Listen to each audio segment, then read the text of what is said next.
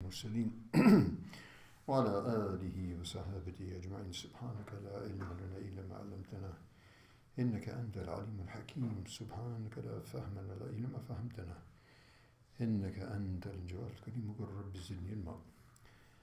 قال المصنف رحمه الله تبارك وتعالى ونفعنا بعلومه في الدارين. قال باب إكرام أهل بيت رسول الله صلى الله عليه وسلم بيان فضلهم. So here the Imam al-Nawawi rahimahullah tabarak wa ta'ala, he mentions, after mentioning the various relationships and kindness to parents and other relationships, the greatest relationship that we have with any creation of Allah subhanahu wa ta'ala is with the Prophet of Islam, Sayyidina Muhammad, Sayyid al-Awwaleen wal-Akhirin alayhi afdal salat wa tammat taslim. So, not only with Rasul alayhi salam, and also just as ikram to the friends of the parents and the wife, etc.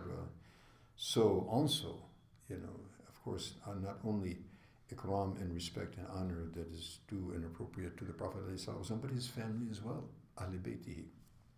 So this chapter is regarding that.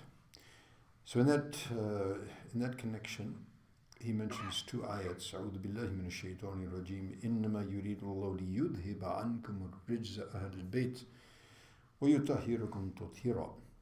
So in Surah Al-Ahzab, Allah subhanahu wa ta'ala mentions, after a discourse, quite a long discourse regarding the wives of the Prophet sallallahu alaihi wasallam and special injunctions regarding them.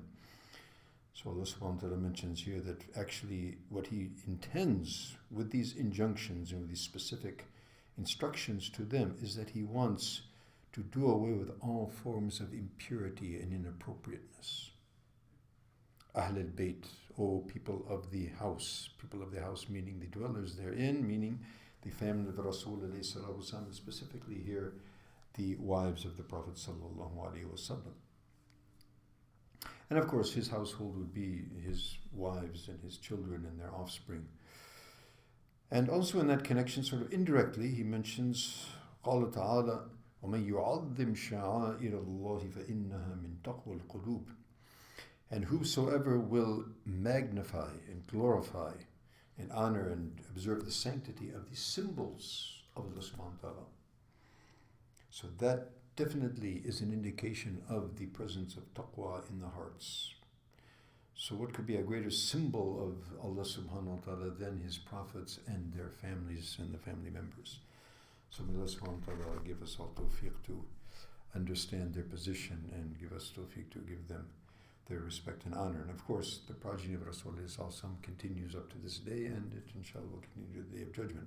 So in that regard also a number of hadiths are going to be mentioned. We'll look into that in further sittings inshallah ta'ala. Subhanakallah bihamdika.